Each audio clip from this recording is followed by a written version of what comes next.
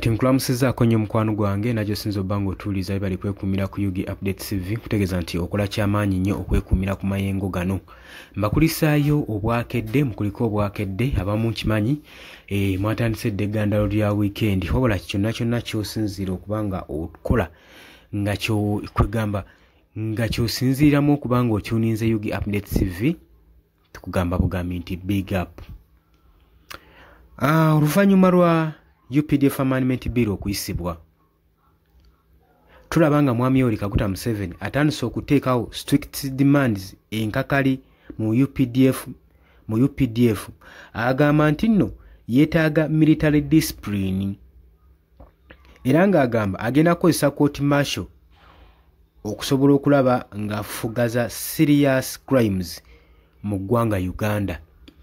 Era Mwami Yoweri Kaguta Museveni agenda maaso n'okuba nga akkaatiriza ng'agamba nti nno ekiri important ennyo z'empisa eri mu Uganda People's Defence Force era n'agenda maaso n'okulabula offences abo bonna abakomintinga offences naddala ba soldiers abalina okuba nga badressingibwa mu proper military justice system rather than okubeera mu mishandled eri majestic level eya civilian ye bwatu bwagamba.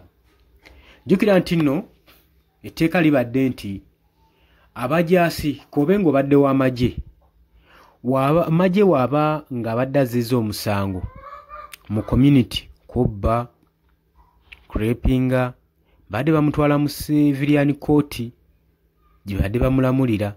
Naye kati okuva etteeka eryayisiddwa bino nno bivuddewo kitegeeza n'obusango obwo butini kasita obeera ng'oli w'amagye olina kuba ng'otwalibwa mu civilian court.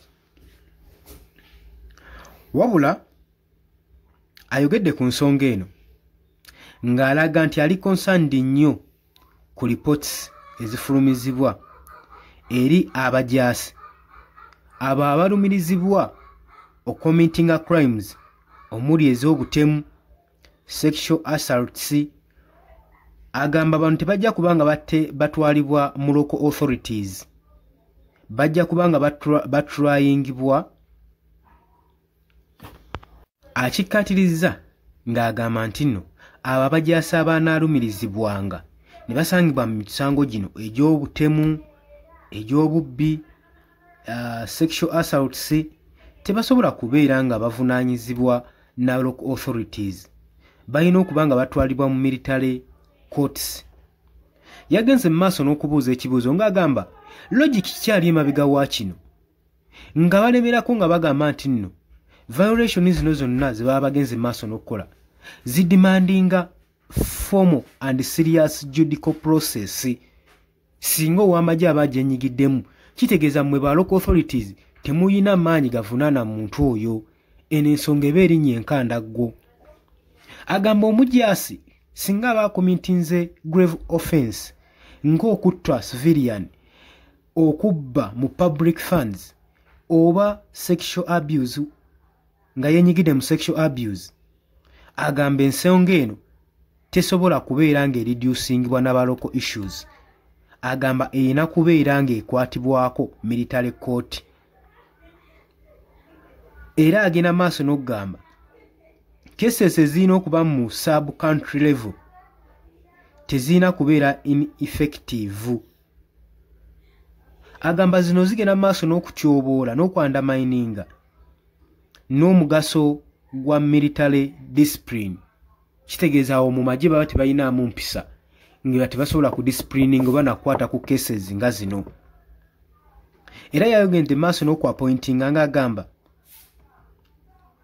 military erina okutekinga responsibility okusafeguardinga eggwanga saako n'abatuuze baayo.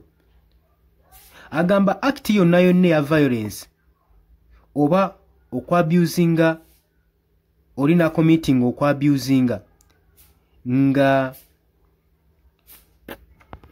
nti omuvuyo gwonna ne abuse ecommittingibwa n'omujaasi yenna kitegeeza aba arbitrayinze aliddemu trust eyo olukwe era nga kino kijja kuba kyetaagisa okudemandinga credibility saako ne entire army force yonna era ng'agamba legal actions zijja kuba zeetaagisa okusobola okulaba nga bapanishinga omuntu ng'oyo abaakoze ekikyamu si kupanishinga kyokka agamba nti no neteeka lijja natuyambako okubanga tupreservinga integrity mu institute eya UPDF Yoweri Kaguta Museveni era yagenze maaso n'okunnyonnyola nti local councils nga bali vulnerable mu community ne administration tebali trained oba authorized okuhandlinga cases ezigetingibwamu involved ne military personnel abagamba nti eyebeera serious offense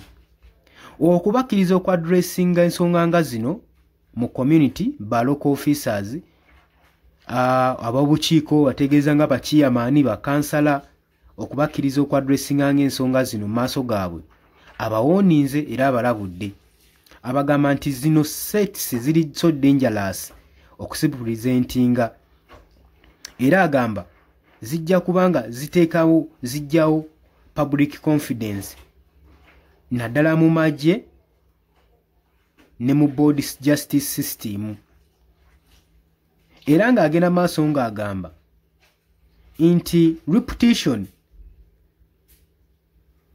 aba UPDF bagizimbira ku mpisa era nga kino tebakisobola kyebalama era n'agenda maaso n'okuwooninga ng'agamba omuntu yenna anaagenda maaso n'okubreakinga empisa mu UPDF ajja kubanga akajjuutuka era kijja kubanga kiraze nti nno kitaddewo national instability mu ggwanga okubanga omuntu agenda maaso n'okuvvoola ensonga eno ey'empisa mu ggwanga era yagenze maaso n'okukoowoola ba military commanders saako ne ba civilian leaders nga president agenda maaso n'okwajuwinga ng'agamba agenda kubeera nga bakola legal procedure okubajjukiza nti tewali n'omu wadde member ow'amagye ali above the law wabula kino tetukitegedde engeri kigyakyogeddemu kubanga tulabye enfunda nnyingi mutabani we Muhoozi Kainerugaba azze alaga nti ali above the law nga n'obukiiko bwe bumuyita okunnyonnyola ku nsonga oba ku bikolwa by'abaakoze takiikayo tujjukira bulungi wano akakiiko aka parliamentary committee board wekamukoowoola annyonnyole tweets zagenda maaso n'okukola n'okutiisatiisa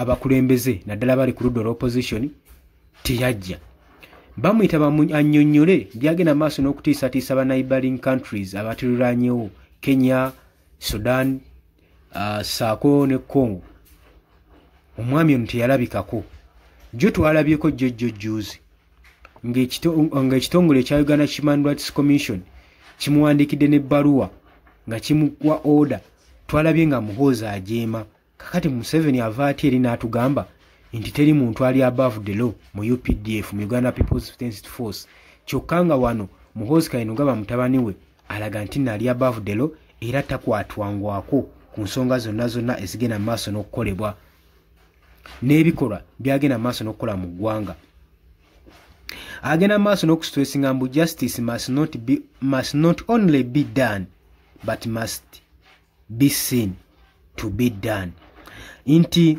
obwenkanya tebulina kubanga bukolwa wabula bulina okulabwako nga bukolebwa nga buteekebwa mu nkola nga beenyigira ne mu violence ezigenda mu maaso omuli obuli bw'enguzi omuli okuvumaganya obufuzi ebintu ng'ebyo ng'agamba nga ensuringa military personnel nga bateekawo accountability ku muntu oyo aba committinze crime eyo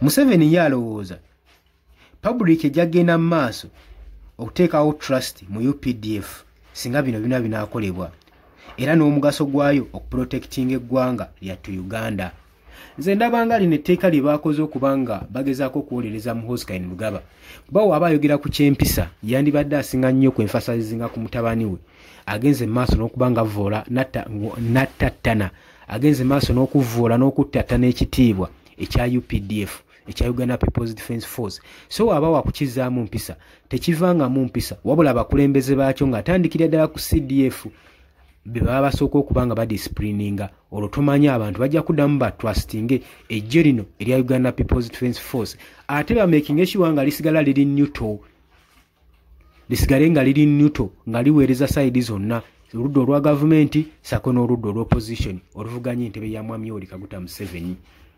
Oli ku Yugi Update TV gwa tannatweyungako kkirira wansi olw'ekigambo subscribe kikoneko obaire ng'otwegattako. Mbeebaza nnyo bannange mmwe bajja mu comment section ne muteesa mu Siitwa Ann wabaddeko ng'oteesa Treya Wilson naye wabaddeko Dumba Yasini webale kuteesa ku mulamu ogwabaddeko eggulo wateesezza bulungi nnyo era ngenda maaso n'okukubiriza bannange abalala munna abakyana eno mugende maaso n'okuba nga muteesa. Steward Chosen Amos. Also you dropped your opinion. Thank you for tuning in Yugi Update TV. Niyo mulala Nawagaba Joje William nawo obeerako webale kuteesa. Medi Sheikh nawo oteesezza. Amina Kibirige nawo obeerako nnyo. Mwebale kutuninga Yugi Update TV. Kiganda Michael Kenneth nawe kwoli. Nakabi Fatuma Mulembe nawe wabaddeko ng'oteesa. Adrian Fadi wagambye mukoze kyamaanyi okutambuza obulimba oba obulimba bwe buliwa amazima galifuuka obulimba ekyo tosi tukimanyi bwe bale kuteesa anyway. Namuwaya Adija naye wateesezza bulungi. Rushi MK naye kwoli. Amina Kibirige gwe nakusomye dda. Naluwooza Jeni nawe obeerako ng'oteesa naye singa mututeerako kwe musinzidde ne mututeerako kwe musindidde. France nawe wateesezza. Mwebale kutuninga Yugi Update TV baganda bange mbeebaza n'abalala bangi besitasobola kumenya kati njabba menya gye bujjako eyo naye nga nkutegeeza nti oli ku Yugi Update TV gwa tannatweyunga kukkirira wansi olw'ekigambo subscribe kikoneko ojja kuba nga osobola bulungi nnyo otweyungako. Moses Sennabulya naawe obeerako mbatumiddeko nnyo mwenna abajja mu comment section. Munyikire okujja mu comment section okudopinga endowooza yammwe musobole okuba nga mutangaaza eggwanga ku biki ebigenda mu maaso. Mbagala nnyo mbagaliza weekend ennungi nti yatandise. Mweraba.